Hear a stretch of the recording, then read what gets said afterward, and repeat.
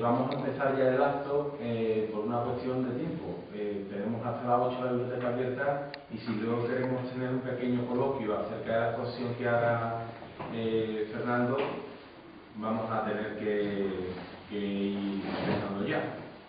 Nos gustaría, sabemos que vienen algunos compañeros más de camino, algunos vecinos más de camino, pero nosotros vamos empezando ya y que se vaya incorporando un poquito más tarde el que vaya llegando tarde.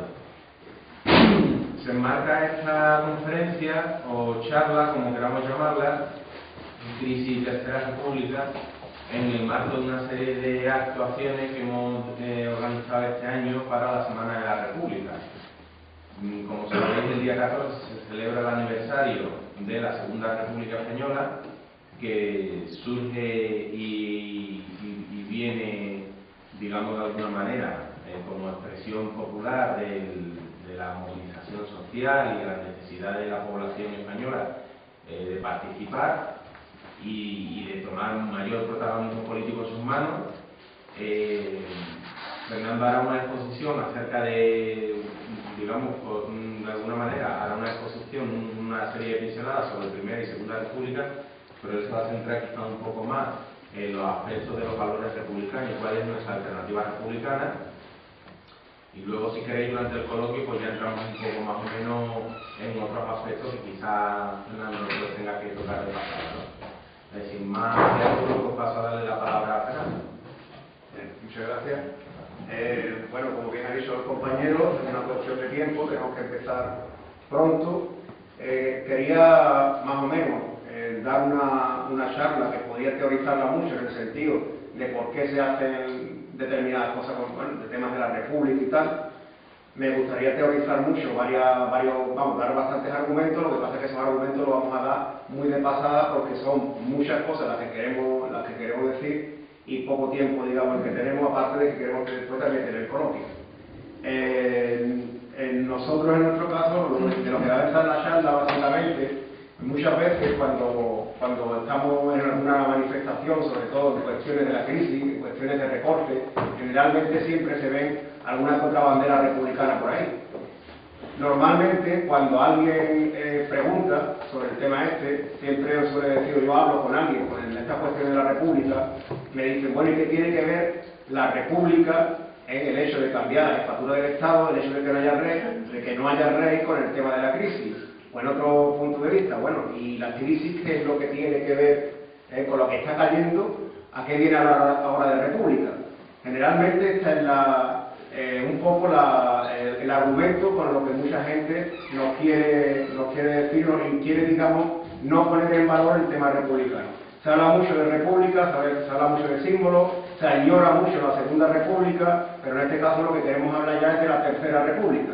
Porque como bien ha dicho el compañero, el 14 de abril, este domingo, se celebra, creo que el 82 aniversario, si mal no recuerdo, de la proclamación de la Segunda República, aquel 14 de abril del año 31, pero nunca o pocas veces hablamos sobre la Tercera República, sobre la construcción de la Tercera República. La charla va a versar sobre tres ejes. Los primeros ejes van a ser el republicanismo tanto en España como en el resto del mundo, digamos, el republicanismo internacional y el republicanismo en España.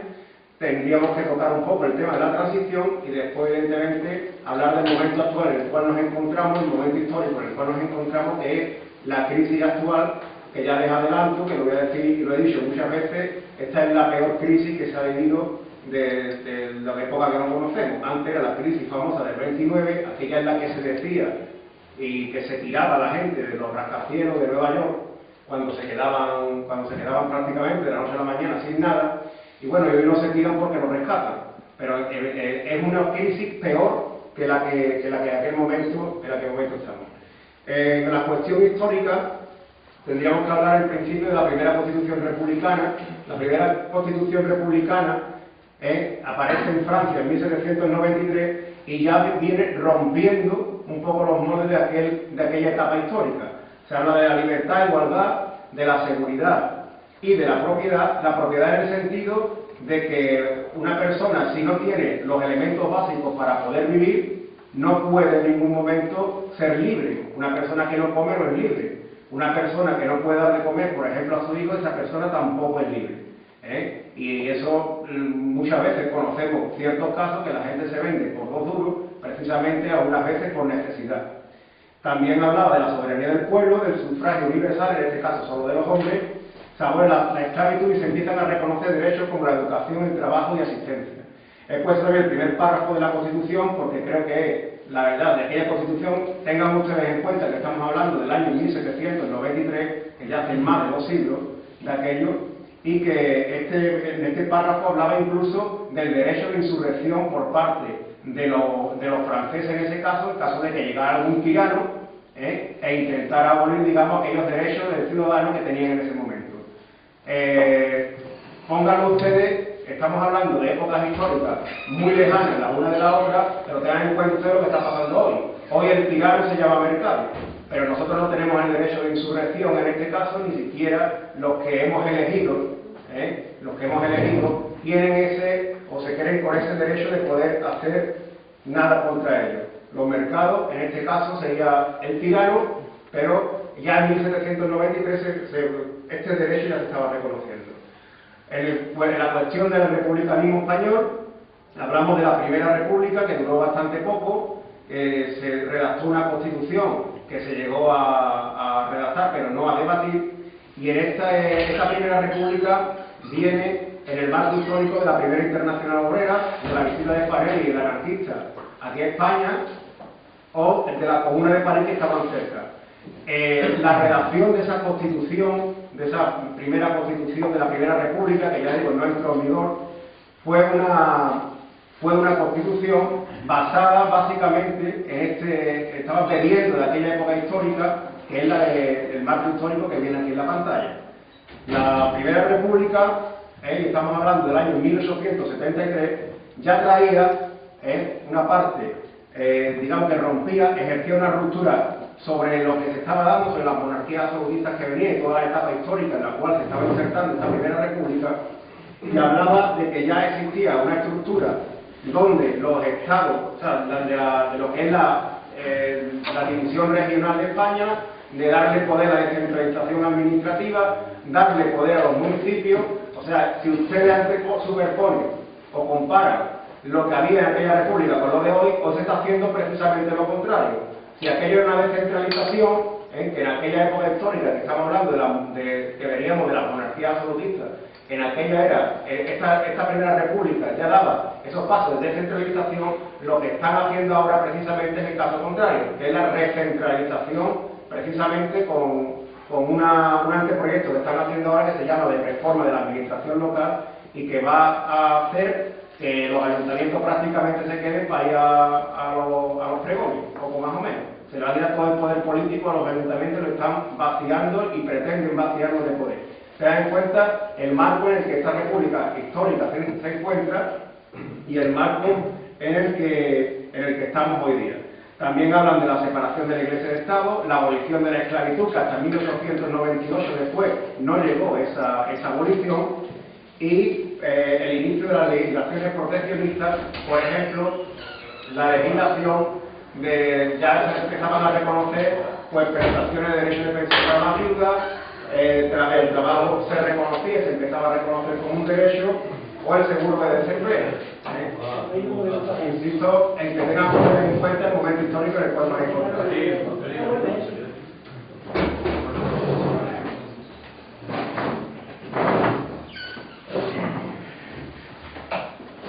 Bien, pasamos. Esa Primera República terminó con un golpe de Estado. Tengan también ustedes en cuenta que la Segunda República también terminó con un golpe de Estado, lo cual nos deja entrever que cualquier constitución o cualquier movimiento que vaya en favor de las clases populares, generalmente cuando aparecen digamos los grandes capitales y sus lugartenientes, que eran entonces los ejércitos, pues daban ese golpe de Estado sin duda alguna. Después viene la Segunda República. Ya la Segunda República se enmarca en un contexto histórico de la crisis de 1929, que como dije antes es la segunda peor crisis de toda la historia. Después de esta, empezaron a alimentarse cambios en Europa, en la web del fascismo. Aquí se hizo una nueva constitución que rompía nuevamente los moldes históricos. Una constitución que además se basaba, igual que la otra, era en la Comuna de París, la Ciudad de París, etcétera. Esta se insertaba en tres referentes, básicamente. La Constitución Mexicana de 1917, que es una revolución, una constitución en la que por primera vez se reconoce el derecho a las mujeres al voto. Después vino la Constitución de Weimar, que es la constitución, digamos, base para lo que hoy se conoce o se llega a reconocer como el Estado del Bienestar, y la Constitución soviética, que fue una de las más avanzadas en la cuestión de propiedad de las clases populares. Fue una república que rompía nuevamente, suponía una ruptura histórica dentro del contexto en el que se marcaba. Entonces empezaban a haber cosas que en aquel momento eran prácticamente, desconocidas, ¿no? Se empezaban a reconocer derechos como la semana laboral de 40 horas, en esto no hemos avanzado. La separación Iglesia-Estado, en esto tampoco hemos avanzado. El aumento de los salarios, se hizo una reforma en los municipios para que los jornaleros pudieran cobrar más. Fue además una época donde por encima de todo prevaleció la reforma agraria, que fue una reforma agraria lenta, pero se empezó a iniciar esa reforma agraria, y sobre todo lo que más define a esta Segunda República, incluso yo diría que por encima de todo, es el auge de la cultura y el auge de la educación. En esa época se hicieron más escuelas que en todas las épocas anteriores, y fue una etapa en la cual, pues, por ejemplo, buena parte de la exposición que se ha hecho aquí son personas que son hijos de la República. Y tengan ustedes en cuenta, por ejemplo, cuando entró el Ejército Nacional de Salamanca, entraba el grito de fuera la inteligencia. De hecho, sepan ustedes, o recuerden ustedes cuántos y cuántos intelectuales se han ido o se exiliaron después de que triunfara el golpe militar de Franco. En este sentido, y por dar, digamos, estas connotaciones históricas, en los principios del republicanismo español, en este caso, he marcado con rojo aquello en lo que creo que vamos retrocediendo. O sea, la democratización de la vida pública, en esto evidentemente estamos retrocediendo. Ahí tienen ustedes que quien manda son los mercados y los que mandan son la economía. En el sufragio universal, pues nos hemos quedado igual, aunque después podríamos hablar también de las leyes electorales, etcétera, etcétera. De eso quizás hablo un poco más adelante en la transición, cuando hable de la transición. La eliminación de los privilegios sociales, evidentemente aquí se está trasvasando una parte de la riqueza del país a una minoría, mientras a una clase popular, a la mayoría, y eso los datos simplemente hay que verlos, mientras que la mayoría se está expoliando, por decirlo de alguna manera.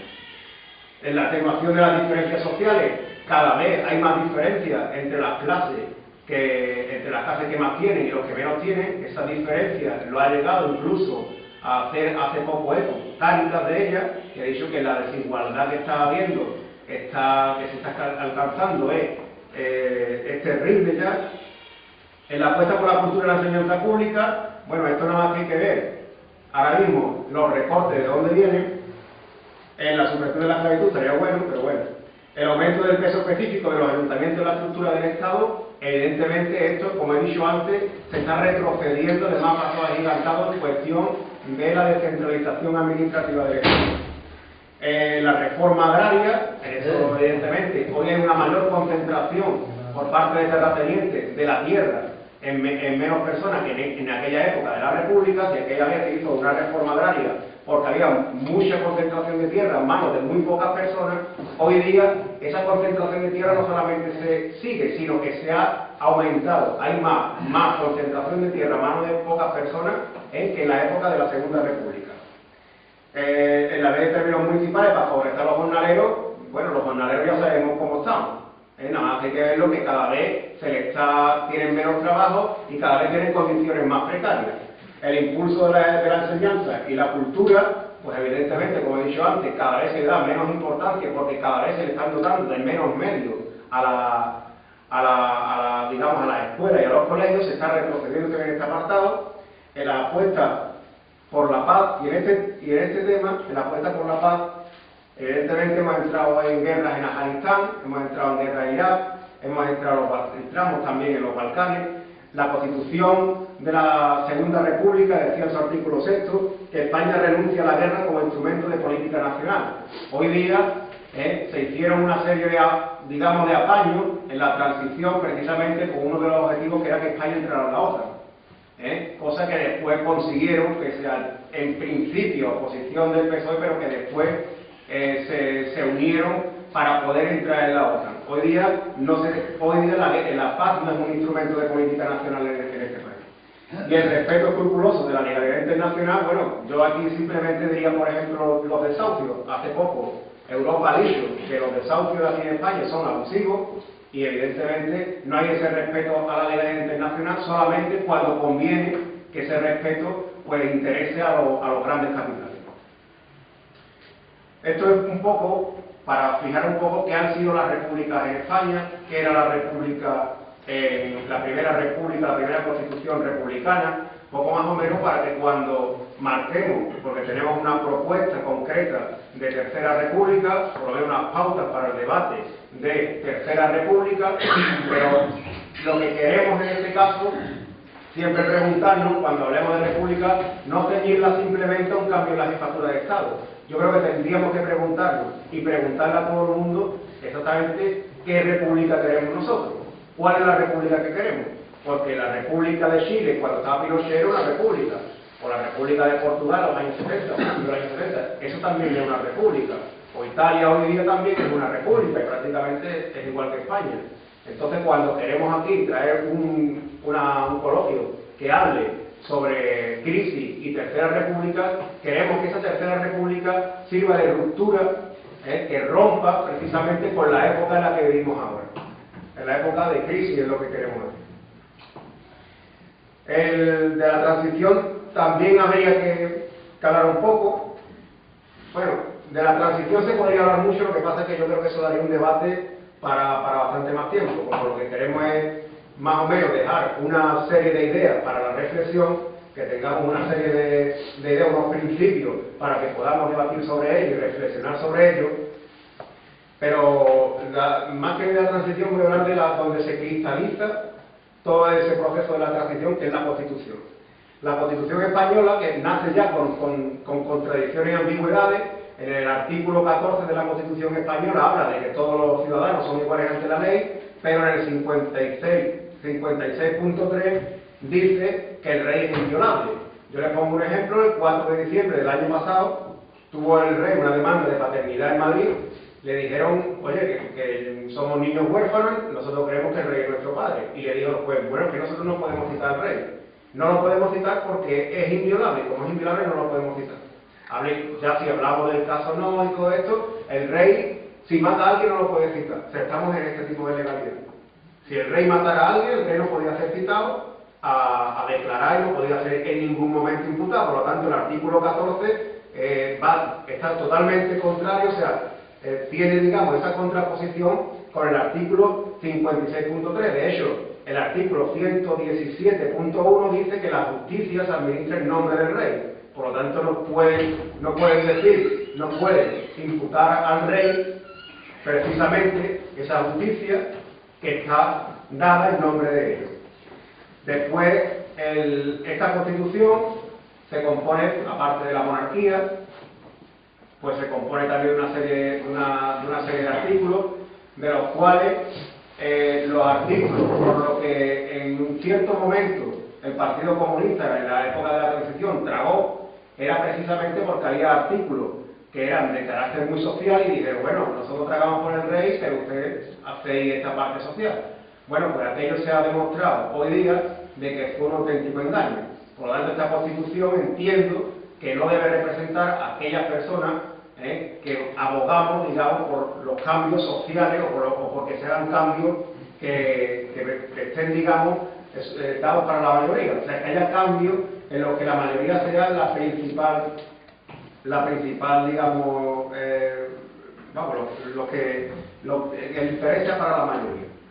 En este tema, en la transición, una transición que ya estaba pactada además desde el año 1945, cuando Estados Unidos ya dijo que España tenía que haber una transición pacífica con dos partidos, Decía entonces uno demócrata y otro socialista. Entonces el Partido Socialista no pensaban en el Partido Socialista, pero sí decían que tiene que ser uno demócrata y otro socialista. Estos son unos documentos que desclasificaron de la Secretaría de Estado, pues se vio que ya Estados Unidos estaba detrás precisamente de esta transición.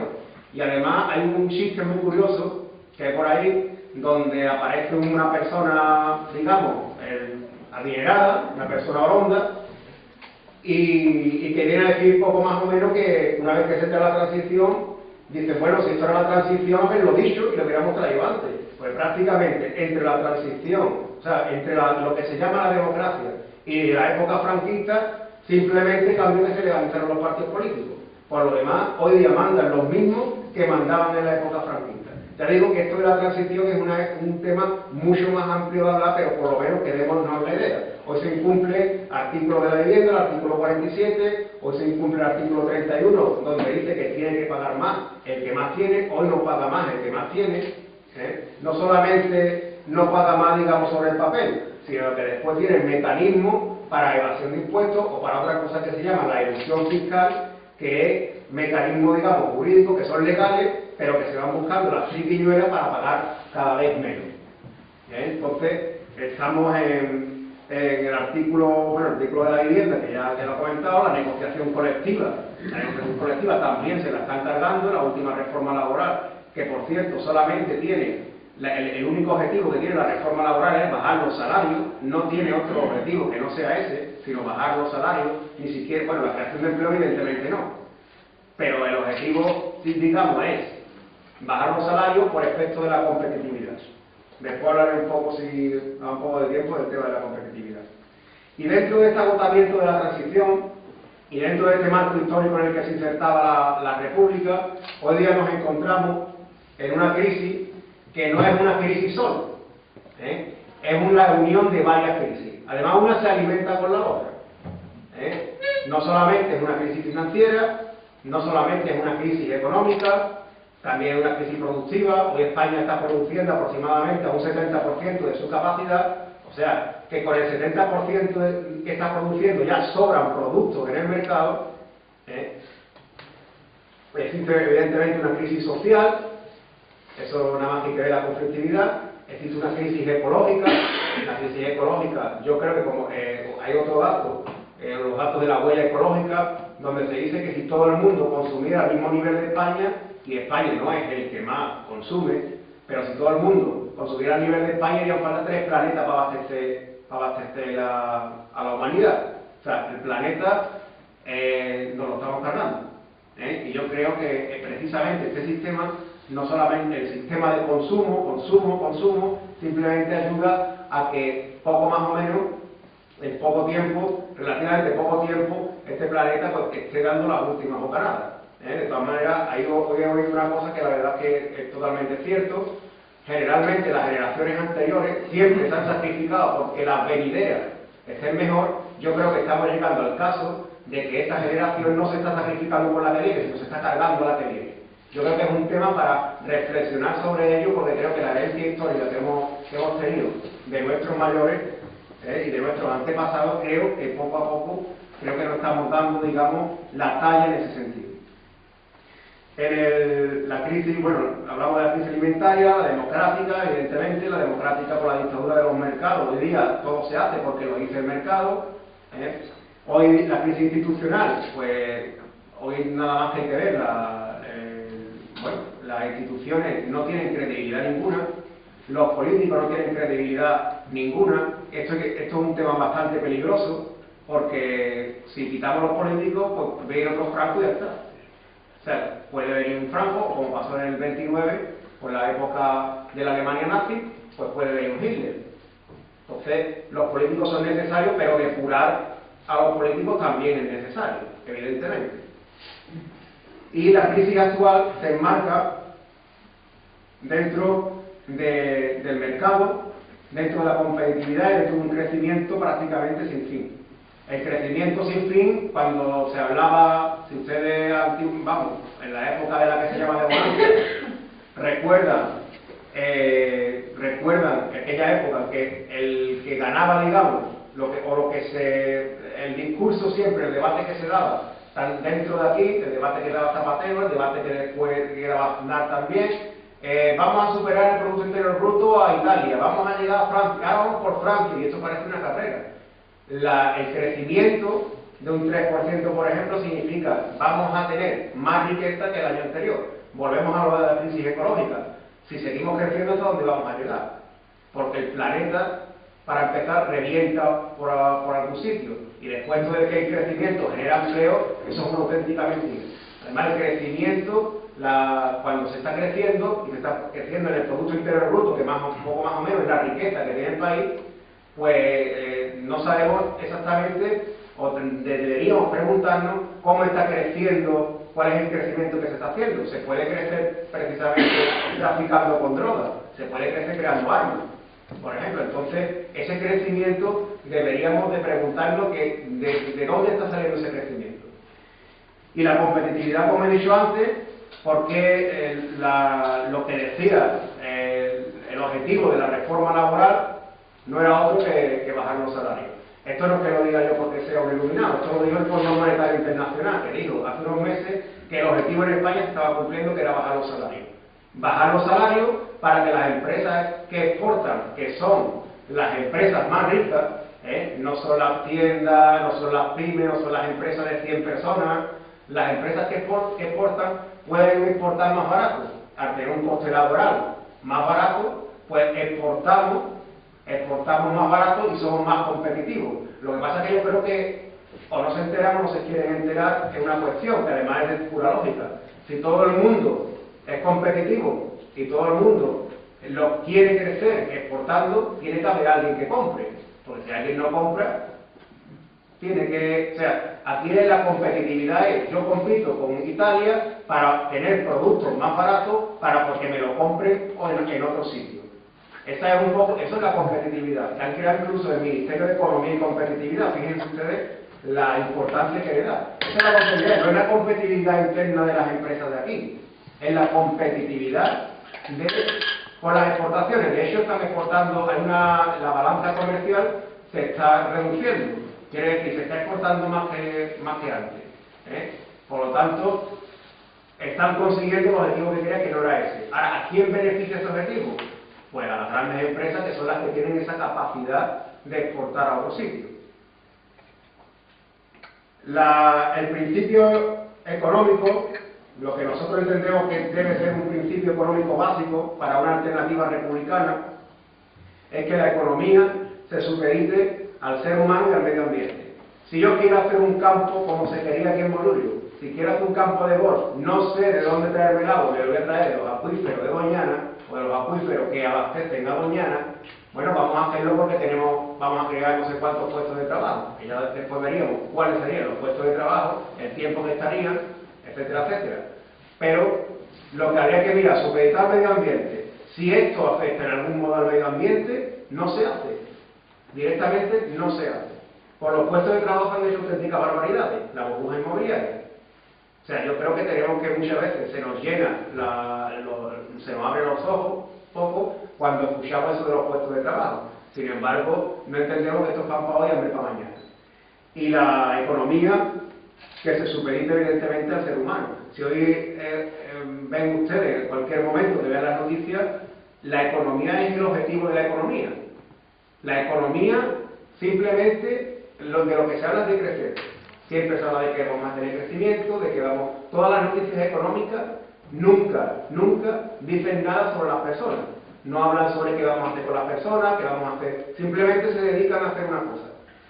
Hay que crecer para que empiece a crear puestos de trabajo.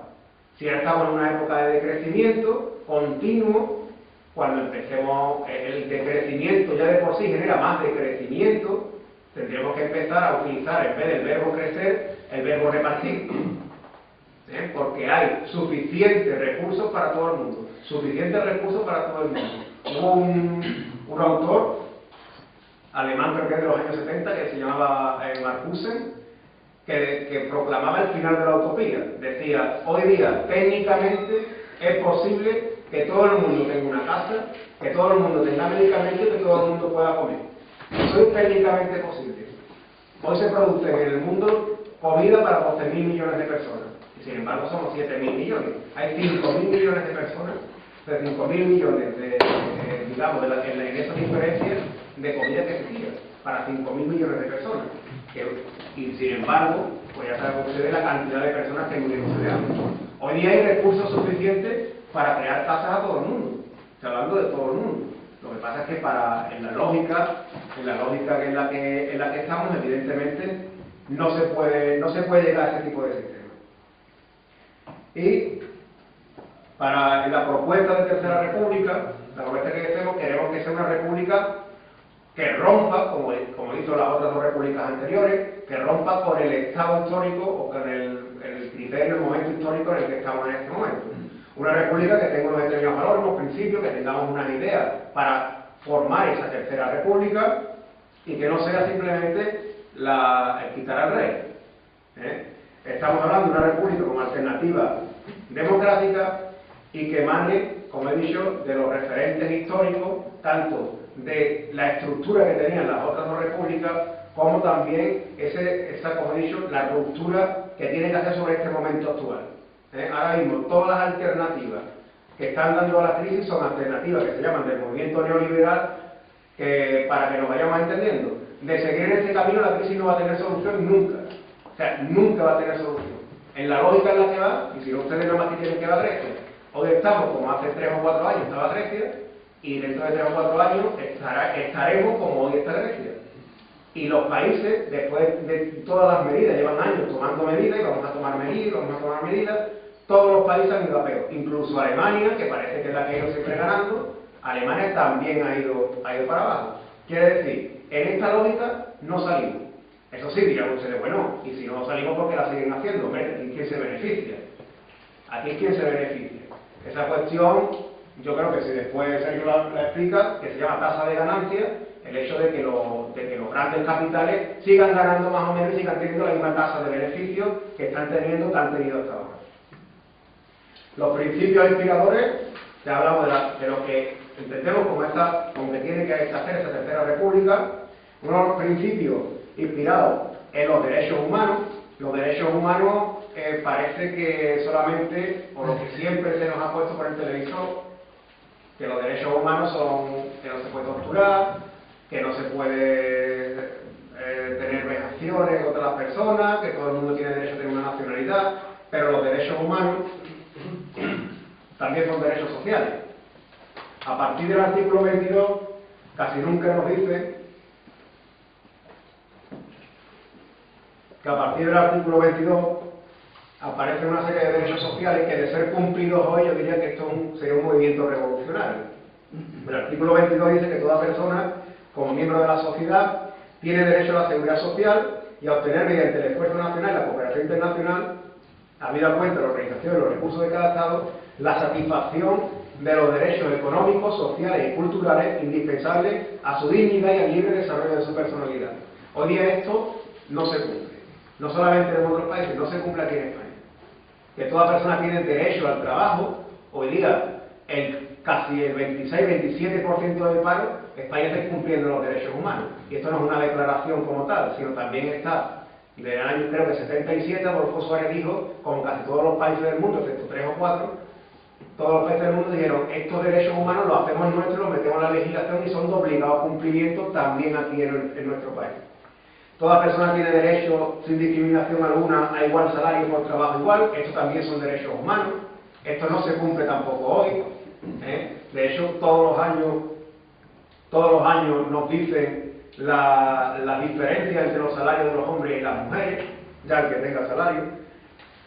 Toda persona que trabaja tiene derecho a una remuneración equitativa y satisfactoria, que le asegura así como a su familia una existencia conforme a la dignidad humana y que será completada en caso necesario por cualquier otro medio de protección social.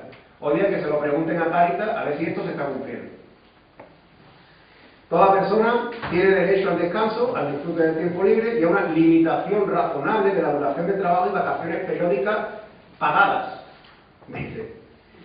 Toda persona tiene derecho a un nivel de vida adecuado, tiene derecho a la vivienda, tiene derecho al vestido, tiene derecho a la alimentación, a la asistencia médica, acuérdense de lo que ha pasado con los inmigrantes, y a los servicios sociales necesarios.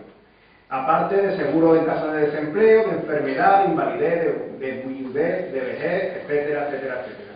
Todo esto son derechos humanos, todo esto hoy día se está incumpliendo. Por lo tanto, la Constitución de la Tercera República entendemos que tiene también que tener y que tiene que estar inspirada no solamente en los referentes históricos. Ahora mismo estamos en una época histórica distinta, tendríamos que adaptar esa Tercera República a este momento histórico, pero tomando como referente las otras dos, tomando como referente el principio republicano, tomando como referente los derechos humanos, y aparte, pues hacer una democracia que sea una democracia radical. La democracia que existe ahora es una, por decirlo de alguna manera, yo creo que se han quedado en esa palabra, pero hoy día prácticamente es una palabra vacía totalmente de contenido.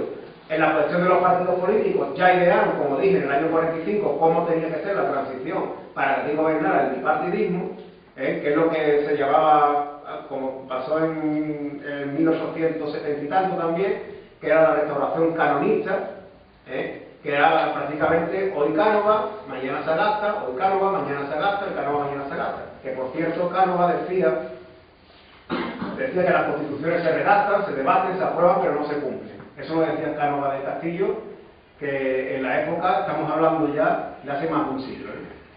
Hablamos de esa democracia radical, donde el pueblo tiene que tener esa participación radical dentro de esa democracia.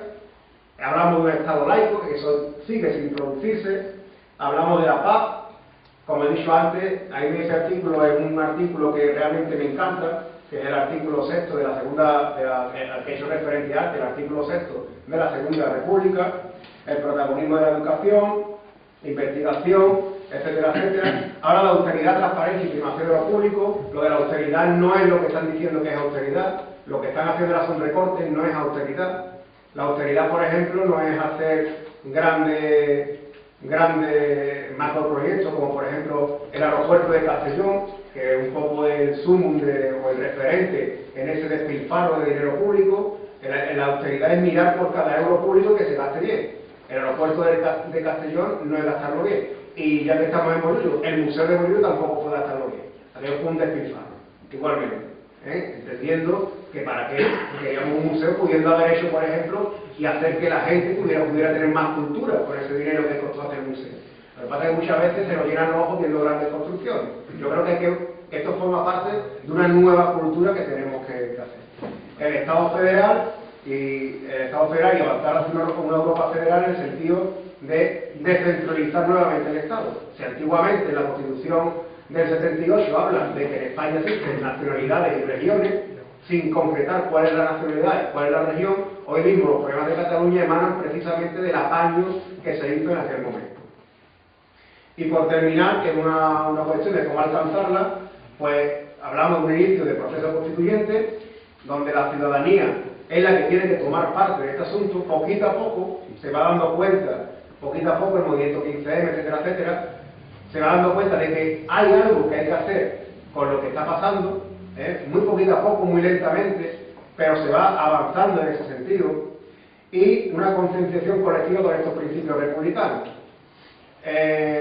Esto de cómo hacerlo, yo creo que generaría un debate bastante amplio, porque nosotros vemos a la gente que está un poco, por decirlo, creemos que está un poco dormida. Yo creo que se va despertando, las cosas no se hacen de un día para otro, van lentamente, no va a venir nadie a decirnos cómo tiene que hacerlo, ni va a venir nadie, ningún referente. El referente tenemos que ser nosotros, yo, ustedes, la gente de la calle. Tiene que ir concienciándose en que estos principios sociales que hemos puesto antes, como de Tercera República, que rompa, digamos, con el sistema actual de la crisis, y que si no rompemos por esta vía, nos van a seguir castigando por otra, y esto es lo que, esta conciencia ciudadana, en base a un programa concreto, unos principios concretos, es lo que debe inspirar el hecho de esta Tercera República.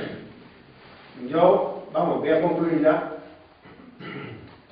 Si se dan cuenta, yo prácticamente no he hablado del rey. Yo el rey, eso de que el rey se vaya, que en esta república, y una república por estos principios, no cabe un rey. Directamente el rey no tiene cabida en esta república. No es que el rey tenga que irse, es que no tiene cabida en este movimiento que se está creando. Esto pues ya pasó en el año 31. Y si hablo y si alguien, digamos, más o menos, está creyendo que ahora mismo, por ejemplo, el rey hace un par de días por ahí una encuesta donde dice que el rey está valorado de forma muy negativa. Pero claro, el príncipe no. Esta cuestión, esta crisis de monarquía, se podría solucionar ahora mismo, si quisieran en este momento, cuando pase un tiempo, quitando al rey del medio, que abdicara al rey y ponemos al príncipe. Ya la gente empieza a decir que mira qué guapo es el príncipe, que mira que no sé qué, que no sé cuánto, pero al final estamos en las mismas. Por lo tanto, entendemos que precisamente tenemos que ir desde abajo, poquito a poco, entre asociaciones, los partidos políticos tienen que ayudar, no tienen que erigirse como digamos, el buque insignia, pero yo creo que esto es una tarea de todos y que por historia nos pertenecería hacerlo. Y yo creo que ya podemos dar pie al debate. Esto ha sido una galopada muy rápida, podríamos matizar muchas cosas. Yo sé que algunos me dirán, bueno, y esto pasó también. Yo sé que sí, pero que es una galopada rápida, pero entendemos que también se debe dar coloquio en esta reunión y es a lo que en este momento le damos paso. Bueno, Fernando ya lo ha comentado, se han tocado muchos temas, algunos de ellos de pasada y en otros se ha instalado un poquito más. Entonces, lo que, si os parece, podemos abrir un turno por si alguien tiene alguna opinión, alguna consulta que quiera hacer. Yo después quisiera hacer también algún apunte sobre un par de temas, pero lo voy a hacer también durante el debate, usando el mismo tiempo que todos, si no hacemos muy pesada la exposición. Entonces, en el momento de una palabra, si alguien tiene más consultas, pues o quiere intervenir o quiere dar su punto de vista en algún tema concreto, si tiene también alguna discrepancia con algún punto de la exposición, que también es posible y saludable y necesario. Así que, bueno, pues le voy a pasar la palabra a Manolo Freire. Me ha gustado mucho tu charla, Fernando. Me ha gustado porque me ha hecho plantearme preguntas que yo no me había hecho antes. Pero cuando no se formula preguntas, pues luego trata de buscar la respuesta. Entonces yo lo primero que me he preguntado es si acabaría con la crisis económica, terminar con una monarquía y empezar con una república. Y yo eso no he encontrado respuesta. Yo no lo sé, yo no creo que nadie lo sepa. Lo que sí puede ocurrir es que pasar de monarquía a república termine con la crisis de valores. Eso es diferente a la crisis económica. Pero que eso luego podría ayudar a resolver la crisis económica. Porque, ¿qué efecto tendría quitar al rey y poner a un presidente de la república? Yo creo que tendría dos componentes. Primero, una componente psicológica. Porque eso implica una ruptura con todo lo anterior. Si de repente el rey desaparece y aparece una figura nueva, si la máxima representación del Estado es un presidente y no un rey, eso psicológicamente nos hace pensar a todos que hemos puesto el contador a cero y ahora empezamos una historia nueva para todo el mundo. O sea, eso por un lado es componente psicológica. Por otro lado, es componente práctica. Porque claro, desde el momento en que la figura del jefe de Estado ya no es vitalicia, sino que está sometida a sufragio, pues entonces el jefe de Estado a partir de ahora tiene que rendir cuentas al pueblo. Y el pueblo puede juzgar su actuación. Y voy a poner un ejemplo. El año pasado el rey se va de safari, mata al elefante, mete la pata y tal, y ahora sale pidiendo perdón y ya está, y no pasa nada, ¿no? Pero si vuelve a meter la pata, vuelve a pedir perdón y no pasa nada, ¿no? Y si una vez y otra vez y otra vez. Pero si eso sucede con el presidente de una república, la gente dice, no, va, ya este tío no lo voto más, y pongo a otro. Entonces, la diferencia esencial entre tener a un rey y a un presidente es que en la república el jefe de Estado tiene que rendir cuentas. Y si mete la pata, tiene consecuencias.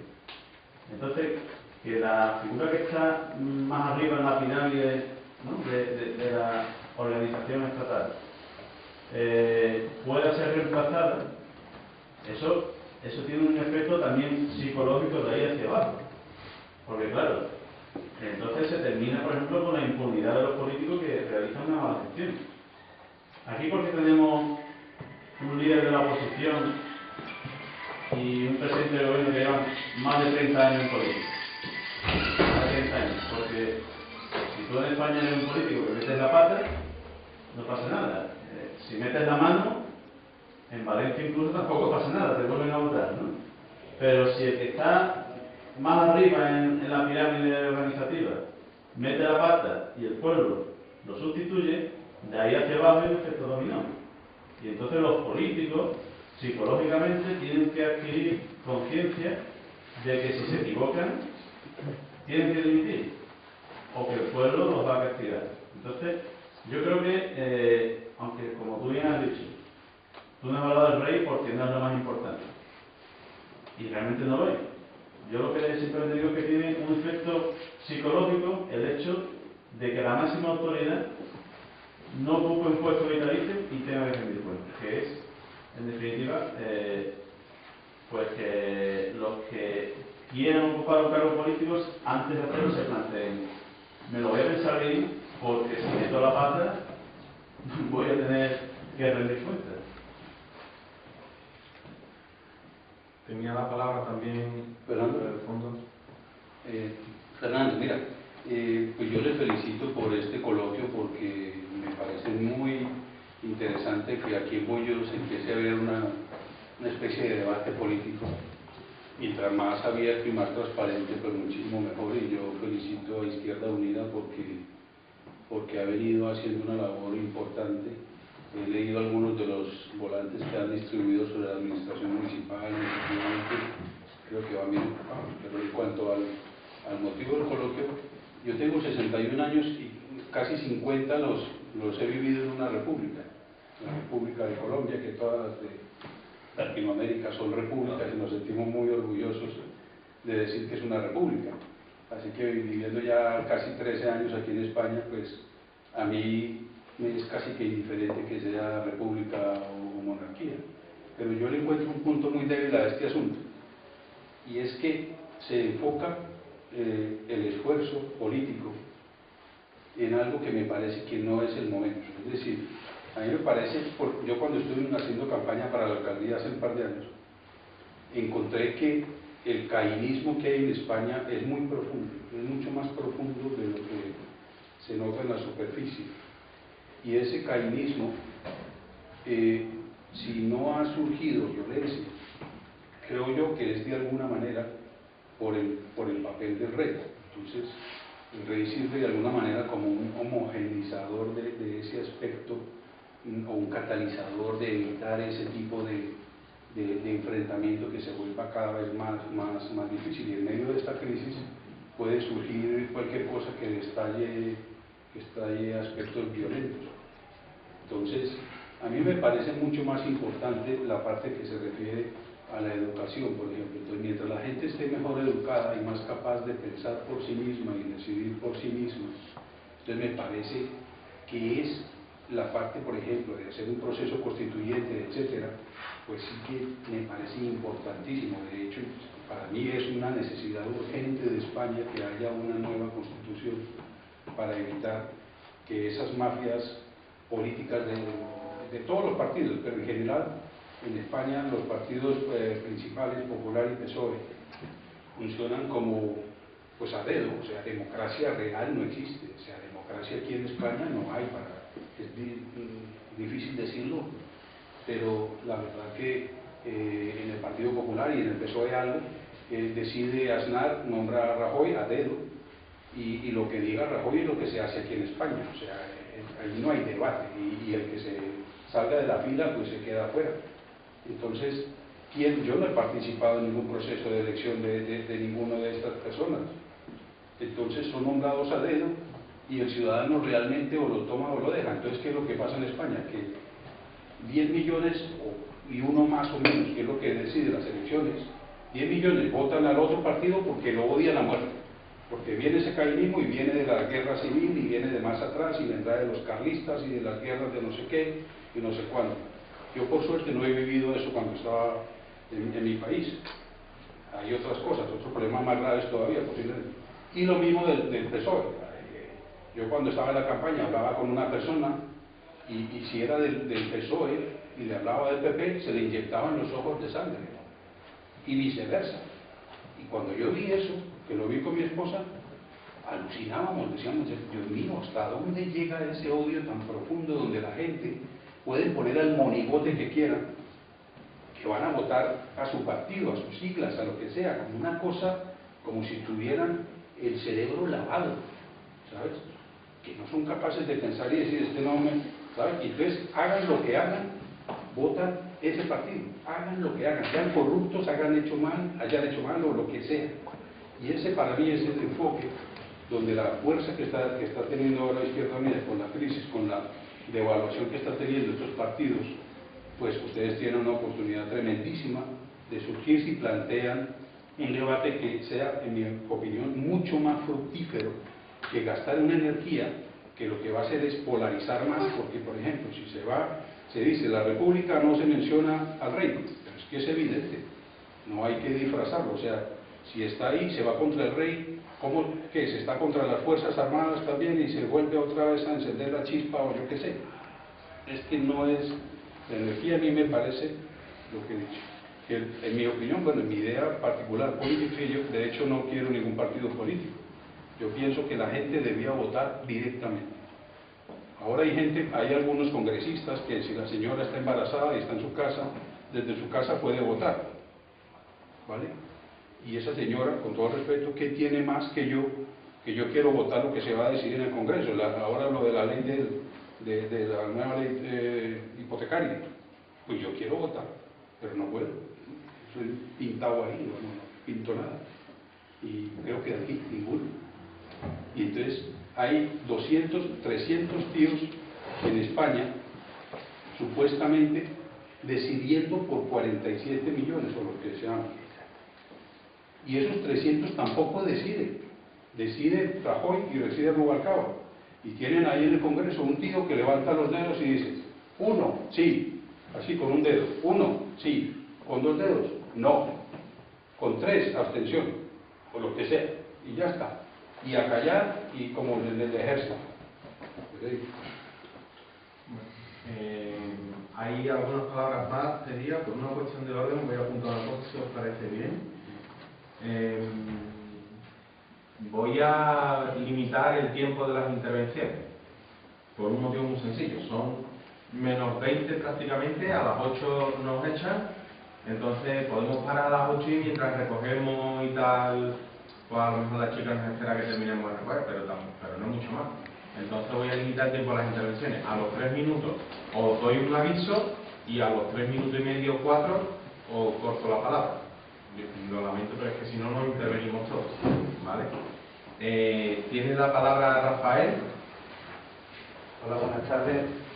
A ver, está claro que el sistema no es perfecto. De todas formas, contestando quizás un poco o en el hilo que de la intervención que tenía Manuel Freire antes, en la historia o la salida de la situación en que estamos de crisis y de trasvase del capital del trabajador, de la clase trabajadora a los grandes capitales, a las grandes fortunas y a los grandes bancos, sí podría ser desde el punto de vista que se está planteando de una república, una tercera república más humana, más social, sí tendría que ser esa respuesta, porque es la única forma de que en la salida de esta crisis o de la situación que nos encontramos ahora, es la única forma que tenga para que haya una salida social y no sea a costa como se está produciendo a costa de los trabajadores y de la población en general.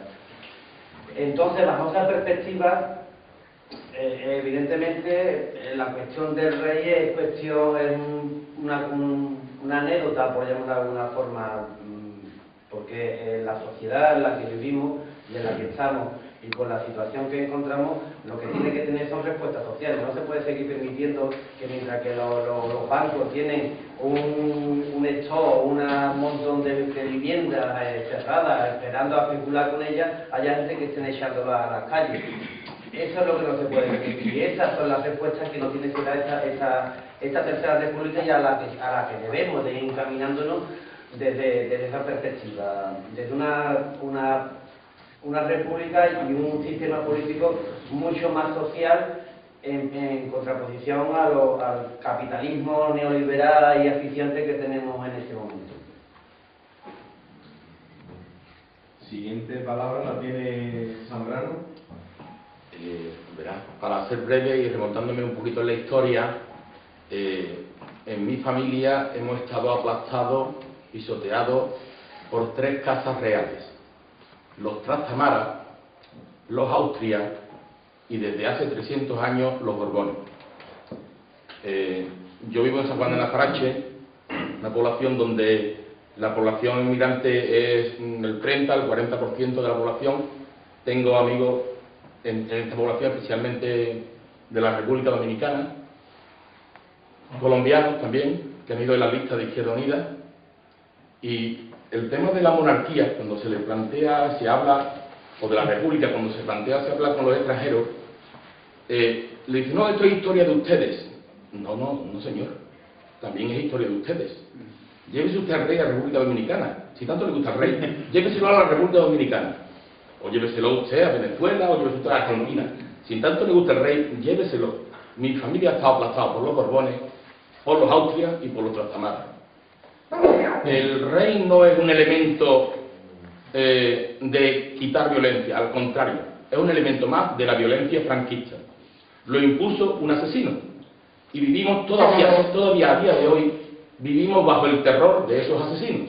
Hace como 4 meses murió Manolita, la vecina de mi madre, enfrente de mi madre vivía Manolita, a su tío lo asesinaron. Y hace cuestión de un año quise hablar con Manolita de la historia de su tío y no quería hablar. No quería hablar de su tío. Tenía miedo, Manolita tenía miedo. Terror a hablar de su tío y de lo que le había pasado a su tío. Esto pasa todavía hoy. Vivimos un periodo de terror, de aterrorizar a la población con asesinatos, torturas,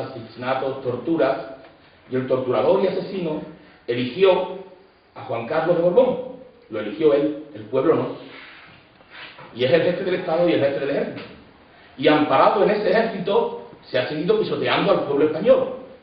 Yo creo que el ejército en realidad no apoya al Borbón, pero al principio posiblemente sí. Al principio de este proceso que se inició con la muerte del asesino Franco, posiblemente sí. En la actualidad está muy desprestigiado tanto el Borbón como la monarquía por sus continuos robos, por haberse enriquecido de manera ilícita. Yo creo que el camino hacia la república y el camino a la solución de los problemas de las personas pasa por quitar la escoria. Y cuando me refiero a la escoria me refiero al actual jefe del Estado. También me refiero a las cúpulas de los partidos políticos y a las cúpulas de muchos sindicatos. Y hay que quitarlo y limpiar este país. Y dar una integridad moral a este país, una ética a este país. Funcionar en beneficio de los ciudadanos, no en beneficio de la banca. Se ha aprobado una ley, o se va a aprobar, que le va a quitar a los bancos los pisos que tienen vacíos por 3 años. Por 3 años nada más. No hemos conseguido más de Izquierda Unida. 3 años para poner estos pisos al servicio de los ciudadanos. Bueno, vamos a seguir intentándolo. Vamos a quitarle escudos al capitalismo. Siguiente punto de palabra lo tiene Francisco.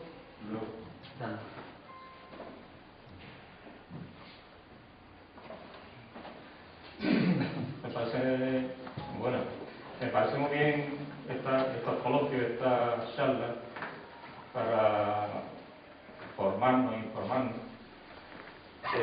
Hay un tema que no ha salido y creo que es muy importante, es la justicia. La justicia en España no funciona, o sea, es uno de los problemas más grandes que tenemos en este país. O sea, los corruptos existen porque la justicia no funciona. Los paraísos fiscales existen porque la justicia no funciona. Hay tantas, nos están recortando tantos servicios sociales porque la justicia no existe, porque no se va a ella, no contamos con esto.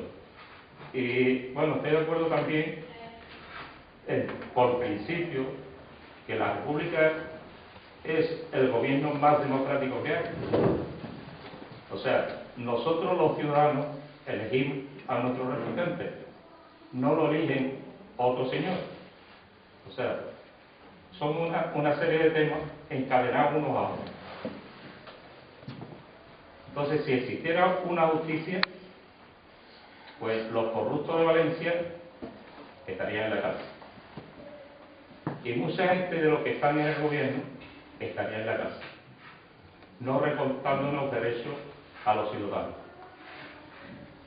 Y si la justicia existiera, como dice la Constitución, el que más gana, el que más tiene, el que más paga, no recortaba a la clase humilde, y los grandes capitales, las grandes fortunas, no tuvieran esos impuestos que les corresponden, igual que nos corresponde a nosotros.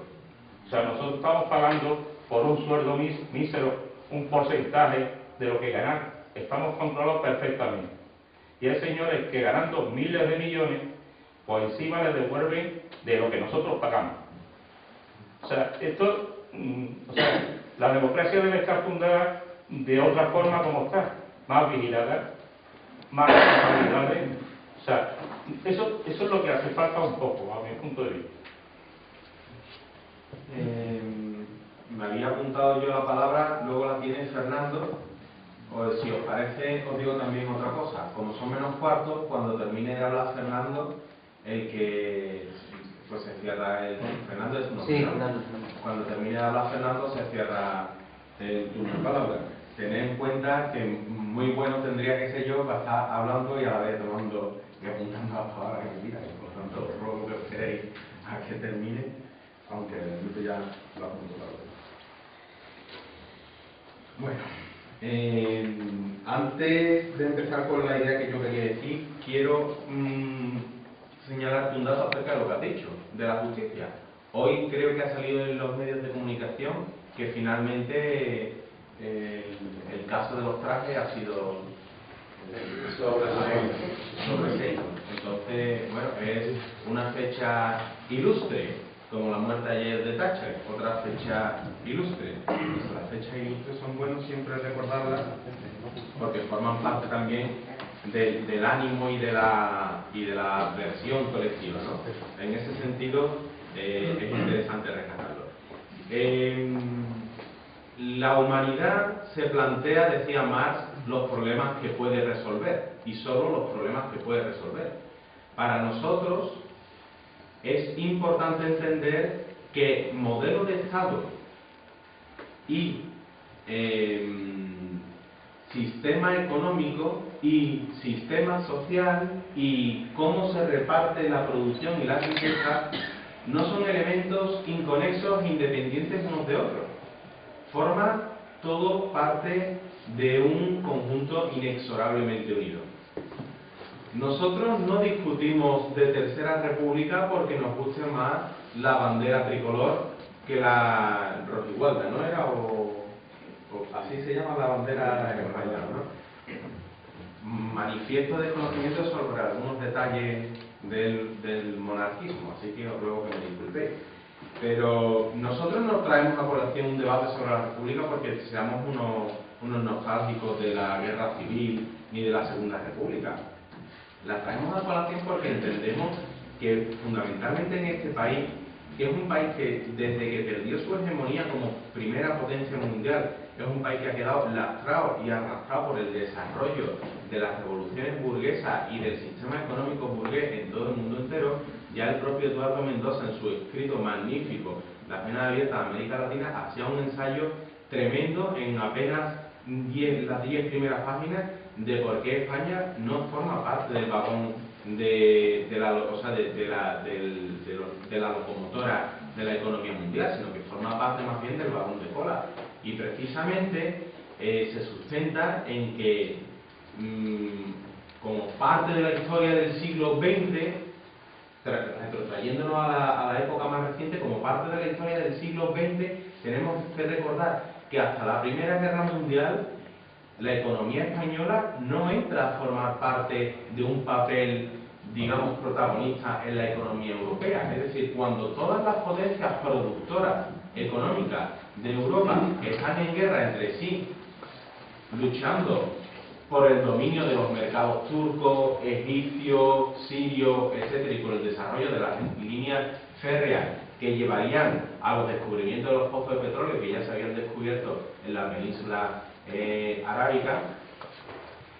Solo cuando todos esos países entran en guerra y digamos que de alguna manera suspenden temporalmente su labor de locomotora económica mundial, España entra a jugar un cierto papel.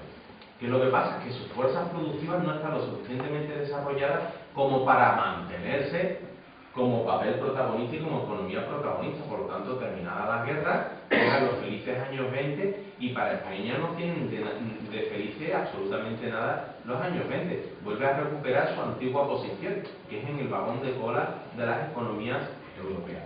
En este sentido, los movimientos políticos que luchan por transformaciones políticas, por mayor democracia, etcétera, en el Estado español siempre han sido producto de un choque violento entre clases sociales que aspiran o luchan por una cierta hegemonía y por un cierto papel predominante en la sociedad. Esa es la realidad de la aparición de la Segunda República Española. Una Segunda República que viene al calor de unas elecciones municipales, pero que manifiestan realmente un ardor por transformar las estructuras políticas y sociales. En este sentido igualmente,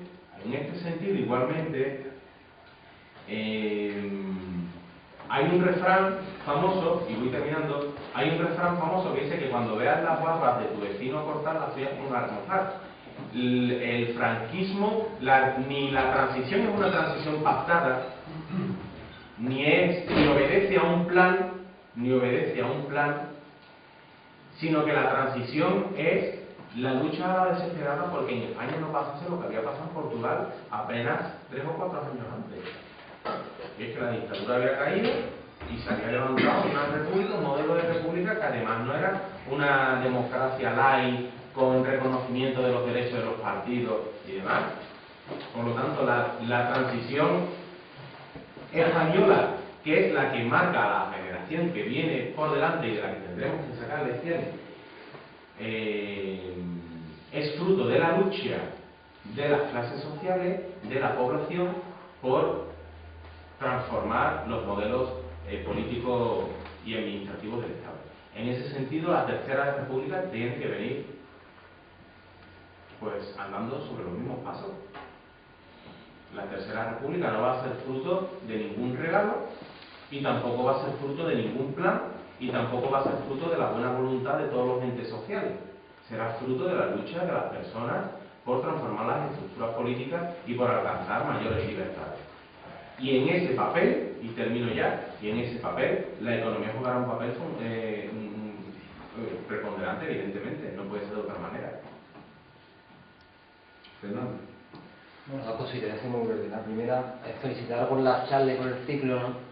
En España tenemos un problema, bueno, tenemos muchos, ¿no? Pero uno de los problemas que tenemos es los creadores de opinión pública, ¿no? Cómo se fabrica la opinión pública y cómo se crean mentiras, cómo se lanzan globos sondas, ¿no? Mentiras, la típica frase de hemos vivido por encima de nuestras posibilidades, los bancos han vivido por encima de las posibilidades, o por ejemplo la mentira de los empleados públicos, que se sepa según datos de la OIT, de la Organización Internacional del Trabajo, somos uno de los países de la Unión Europea con menos empleados públicos por habitante, ¿no? Yo creo que es necesario desde ese punto de vista charlas como estas, ciclos como estos que informen, que formen a la gente, que sepamos que la República tiene un antecedente en la Constitución del siglo XVIII, la Constitución francesa, republicana. En ese sentido, pues felicitarlo porque creo que es necesario y que es importante que nosotros, como decía Anguita, creemos un contrapoder con información, con formación, que la gente esté convencida de por qué se está luchando. Una segunda cosa, y acabo, es todos decimos que el rey no es importante, pero todos lo nombramos, ¿no? Yo el primero. Por supuesto tengo claro que el rey no es un gran hermano que todo nos protege, no lucha por los desahucios, no crea empleo, no crea riqueza, la concentra, pero sí un apunte, no sé si hay algún jurista en la sala, me corrija si me equivoco, si el rey abdica, el rey no sería inviolable ya, tendría posibilidad de ser imputado. Por tanto, yo creo que tendremos rey hasta sus últimas consecuencias, y ahí sí hago ligación con la tesis de Fernando, en que tendremos príncipe y ya la monarquía corrupta será revestida de alguien con mejor empaquetado para la gente.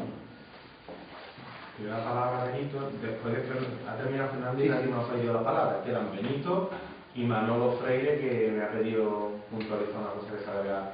Pero con Manolo termina Pero y... siendo muy breve, que quedan 2 minutos nada más. Bueno, yo voy a incidir en 2 palabras que tú has dicho.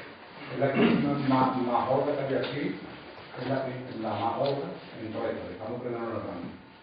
Y una palabra que tú has dicho, adormecimiento. Yo es que esto lo veo tan mal que no lo veo la forma de que cambie. O sea, si cambiamos la República, cambia la Constitución.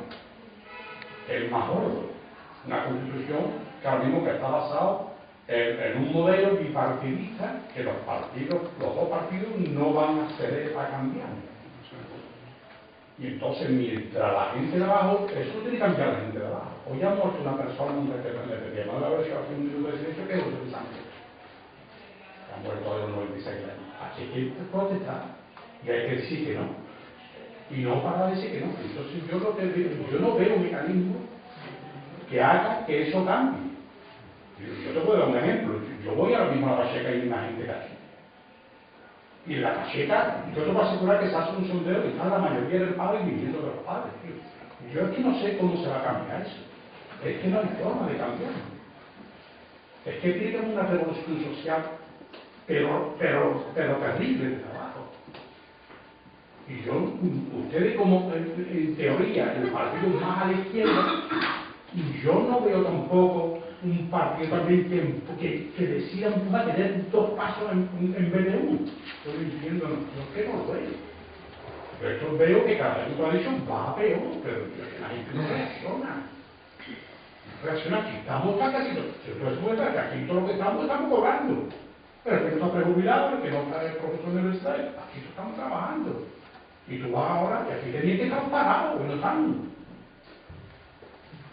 Y publicidad hay, y pues no hasta dónde va a llegar eso. Yo te digo que yo, a nivel de un partido que quiero mirar, ¿cómo sé que eso cambie? Porque el PSOE y el PP no lo va a cambiar. Eso está claro. Ni va a cambiar, aunque cambiamos, haya un debate serio de cara a la República, la Constitución hay que cambiar, pero cambiará por completo. Mientras ellos no se dan, aquí no va a haber huelga de luz. Yo creo que Izquierda debe entrar en esos debates un poquito más fuertes y apretar un poquito más sagrado y hacerlo. Yo creo que por lo menos empezar por temas locales, por los ayuntamientos, por los pueblos, y empezar abajo. Que no hay movimiento, es que tú vas a una manifestación y lo vemos siempre los mismos. No ve a nadie. Y ahora vas tú a la Rocío y vas a ir a un millón de personas. Hay que cambiar. No sé, si una mosca cordera, y ahora y otra, y una charla, y un inconectado. Y pero un discurso, en teoría casi asegurado.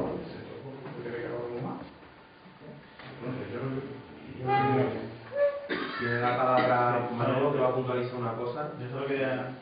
Benito, tu futuro tampoco está seguro. No, yo lo digo al final. Lo digo al final. Yo solo quería añadir que si le queremos contar a la gente que la solución, nos tenemos que armar de argumentos apropiados. Entonces, cuando tú has dicho que la República supondría una economía más humana, donde se primaría el respeto al medio ambiente, etcétera, pues alguien te puede decir, bueno, y eso no se puede hacer en una monarquía parlamentaria, porque todos esos términos de economía sostenible, respeto al medio ambiente, eso se puede englobar dentro de un término que ahora estamos de moda, que es el de la gobernanza, el del buen gobierno, y alguien te puede decir, bueno, es que usted puede hacer buen gobierno desde una monarquía parlamentaria, ¿por qué solo se puede hacer desde una república y desde una monarquía no? Y entonces nos tenemos que plantear esas preguntas porque nos las van a hacer. ¿No? Bueno, pues ya terminamos. Vamos, yo no voy a decir tampoco nada más, simplemente recordaros que mañana me parece que todas las intervenciones han sido muy interesantes, en muy buen sentido, y simplemente recordaros que mañana a las 7 menos 4 tenemos la charla de economía de energías renovables o energías nucleares, que viene Ricardo Mate, que es un catedrático de la Universidad de Sevilla, y viene a darla. Animaros a que vengáis, y el jueves también tenemos un teatro que viene una compañía que se llama El Gallo Rojo a representar una obra teatral sobre la represión franquista sobre las mujeres en la finca del Aguacho, que creo que está en Puente de Aguaúcho, perdón, en Aguaúcho. y que fue concejal de Izquierda Unida también en el Ayuntamiento de Sevilla. Entonces, recordaros esto, agradeceros a todos vuestra asistencia y esperamos que esto, como bien ha dicho Benito y he dicho algunos, que esto no se quede aquí, vamos a seguir haciendo este tipo de debates y esperemos, ojalá, que venga más gente y que la gente empiece a interesarse un poquito más en estas cosas, porque está en juego, ya si no el futuro de cada uno, por lo menos el de nuestro hijo y las generaciones venideras, desde luego, sí están en juego. ¿Vale? Muchas gracias.